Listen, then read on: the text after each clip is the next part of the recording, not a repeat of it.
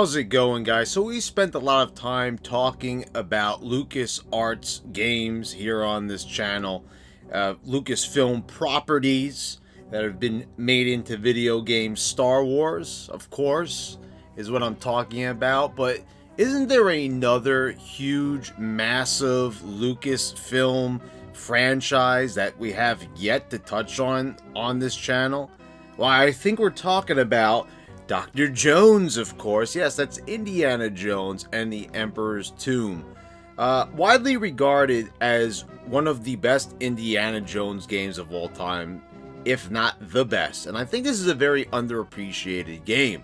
You don't really hear a lot of people talking about this, but this game is actually available to play. It's backwards compatible on current Xbox consoles. You can play this on your Xbox One, for example, and on the Xbox Series X. So, you know, why not give it a whirl in a retrospective? Once again, it's been many a year since I've played this game.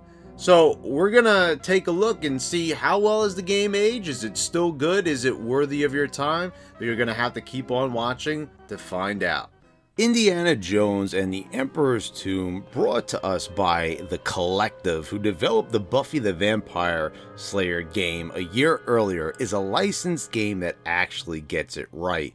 Taking place right before the Temple of Doom, this game acts as a prequel to that film in this globe-trotting adventure that certainly does the Indiana Jones franchise justice. You would think with a property as hot as Indiana Jones and its box office success, we would have seen more Indiana Jones games over the years. And while it may not be the conglomerate of a franchise as, say, Star Wars, there is definitely plenty of missed opportunities to provide us more games like The Emperor's Tomb. Yes, there's been other games, but they've been few and far between, and not all good. And no, I don't even count the Lego Indiana Jones games. Is it just me, or do you guys see those games as vastly unappealing? I don't hate Lego or anything. You've seen my love for Lego in my video on Lego Island, but I see those games as opportunities to create better and bigger games like Emperor's Tomb. So we join Jones in mid-adventure as we traverse the ruins in the jungles of British Ceylon. And for the record, I had to Google where just in the world that was. But anyway, we find ourselves confronting a giant albino croc, which is startling to say the least, and it's guarding the idol MacGuffin we're after. After securing the idol, we are confronted by a Nazi officer, Albrecht von Beck, who demands that Jones hand over the idol. But Jones manages to outmaneuver him and his guards and throws him in the pool of water where the albino croc awaits, and he ends up between its jaws. This is a great sequence that just screams Indiana Jones and feels very cinematic. Even the voice actor sounds very Harrison Ford-esque and does a good job throughout the game doing the Jones character, bringing out the character's snarky wit. Funny enough, he actually ended up voicing Han Solo in Star Wars Galactic Battlegrounds, but that's all the acting credits I could find for him online. Back in the States, Dr. Jones is approached by a Chinese official, Marshal Kai Tin Chan, and his assistant Mei Ling, and he requested Jones help him retrieve the heart of the dragon before it ends up in the hands of villainy. And with the prospect of being the first man to enter the Emperor's Tomb and the fame to go along with it, Jones jumps at the chance. But first we must find the remaining pieces of the Mirror of Dreams in order to find the entrance to the Emperor's Crypt, which resides inside the tomb. And unbeknownst to us, we actually collected the very first piece, which is contained within the MacGuffin we just collected. And there's two pieces left to find. It's MacGuffin Mania run wild, folks. But you know, Dr. Jones is an archaeologist after all. After being filled in on all the details, we're off on our adventure. So in terms of the gameplay, let me just first start off by saying that I love the gameplay and interactivity this game offers. You can whip, shoot, grapple with bad guys, and pick up objects such as chairs and bottles and smash them over your opponent's heads.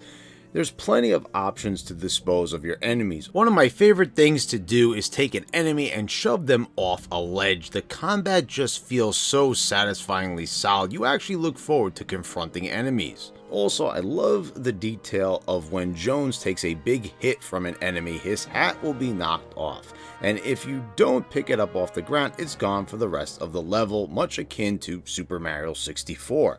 Plus, if you're holding a gun and you take a hit, your gun will clatter to the ground and you'll have to pick that up in order to use it again. You can even use your whip to not only stun and grab enemies, but also to, of course, swing from objects and remove weapons out of enemies' hands.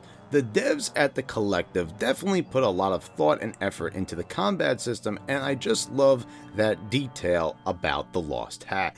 There's a lot of care and attention to detail on display here, and I definitely appreciate it. In addition to that, I really like how they handled the health meter and recovering your health.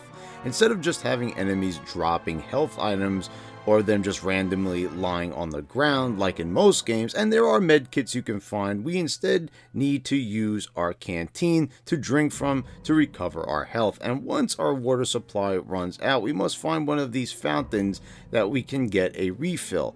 I like how when you're in the midst of a fight, you'll find it extremely hard to take a sip from your canteen and recover some health, being unable to get some distance from your enemy. In most games, you can just instantly select a health power-up and that's it. But in this game, you will need a few seconds to drink from the canteen as your health fills up, unless you do have one of those med kits.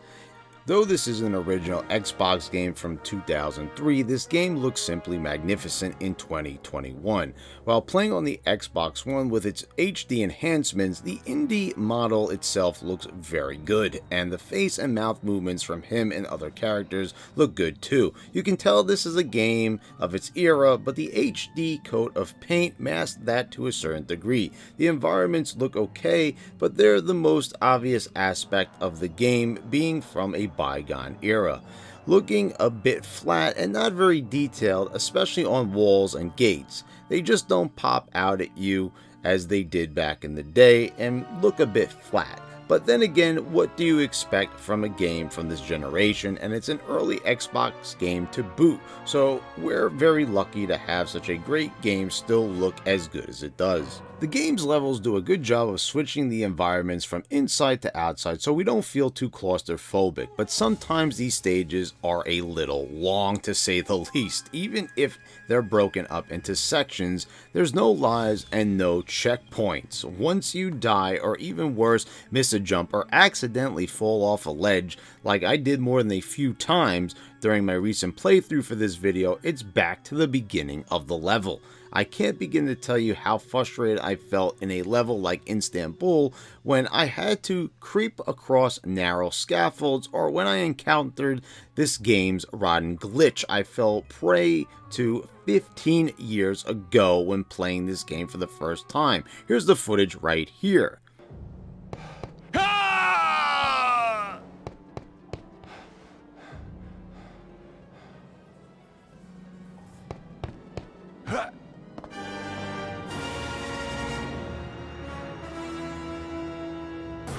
Game over.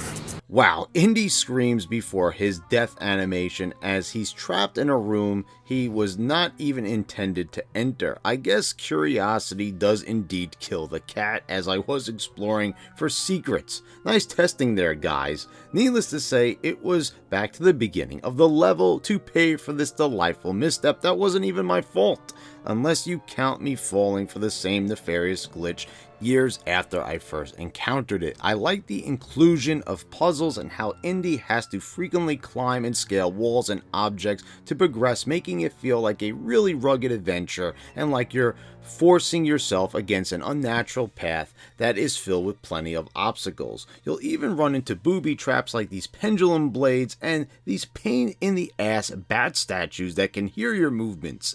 To tell you the truth, during this part, I can never quite figure out how to get past these statues when they're paired in threes without taking a hit, but I like the strategies introduced, such as throwing these skulls to divert the statue's attention. It makes me feel like Indy being resourceful like this and using my surroundings to my advantage. Plus, you'll be searching for objects high and low, and activating switches and exploring your surroundings to accomplish these tasks in true adventure game fashion, and I really do love these elements and how they fit into the Indiana Jones world. Many of these factors are on full display in one of the underground levels in Istanbul, which gives off the lost city of Atlantis vibes with its flooded, ruin-filled, subterranean environment vibe, and you will be searching for the coins to enter the Temple of Poseidon, and you must look literally everywhere, and this can take a long time, and there's baddies, sharks, and even your own demo charges acting as hazards. You will have to use these said demo charges to blow open walls to reveal some of these coins. And if you're like me, you might accidentally stand too close and blow yourself up like a total goof. And if you do, or if you end up dying any other way, it's back to the beginning of the level and you must collect all the coins again. I'll try not to blow myself up. Now, I love this level and feel it epitomizes what a great Indiana Jones game level is, because this place just looks cool and I love the overall design of the ruins, but as I mentioned before, the lack of checkpoints is on full display here. I mean, come on, this is harsh as fuck. This is enough to make me want to take my fedora off and bite a damn hole right through it. You know the classic Indiana Jones saying is, "Fortune and glory, here I come," but it's more like misfortune and poorly chosen design choice, here I come. Have some fucking checkpoints, you goofballs. Anyway, I dig the fight that soon follows with the giant squid, and this giant statue of Poseidon looks really sweet as well. Come to think of it, Indy never faced off against any mythical or giant animals or beasts in the films, so it's really unique and cool to see it happen here. You'll also come across some more weird and wacky stuff that's not exactly foreign to Indiana Jones, but I think it takes the source material and definitely goes full force with the far-fetched creativity. Jones will contend with aggressive and violent spirits in the ancient Emperor's Tomb, and while we definitely saw lethal spirits at the end of Raiders of the Lost Ark, they didn't exactly attack anyone. If you think that's zany, you will even take a trip to the Netherworld and be attacked by possessed stone statues. Another surreal moment is coming across a lab containing a Frankenstein-like monster which you will do battle with. You could tell the collective was definitely big fans of the more fictional aspects of the films, and I don't really mind, as these moments make the game really fun, unpredictable, and original. One of my favorite moments in the game includes being atop this trolley lift and firing away at incoming fighter planes as you man a stationary gun. This segment goes on forever, but I really do enjoy it. But man, if you were to die here, well, damn, that would suck big time, because it is extremely long, and though I think it's a cool moment, it's definitely too dragged out. Another great moment is when Von Beck, who actually was not killed earlier by the giant croc, chases after you in a drilling machine, which takes very precise timing and jumps in conjunction with your whip swings to make it past the collapsing floor. This sequence is pretty challenging and might actually be the hardest part of the game, as I lost countless times here. You'll soon learn from Marshal Tai-Kan Chan's assistant, Mei Ling, that Chan is actually not your friend and is interested in harnessing the heart of the dragon for himself, and is actually a crime boss and is working with the Nazis. And his assistant, Mei Ling, is actually working undercover for the Chinese government, and you'll be teaming up with her to stop him. Chan even ends up having Mei kidnapped and goes so far as to sacrificing her, and she ends up getting possessed by an ancient Chinese spirit and morphs into a winged demon. Yeah, this story is definitely the most out there of Jones's adventures and isn't afraid to go all out. But this part, I gotta tell you, this was really surreal. I mean, look at this thing that she turns into. This is just wow. As we find our way into the Emperor's Tomb, you'll encounter tons of booby traps, and you'll utilize the Mirror of Dreams to uncover some invisible pathways, Last Crusade style. As you find your way through the tomb, you'll eventually find your way into the netherworld and find that it is the true location of the Emperor's crypt, and you'll discover the heart of the dragon. And Chan will manage to grab it and use its power to call forth an enormous dragon.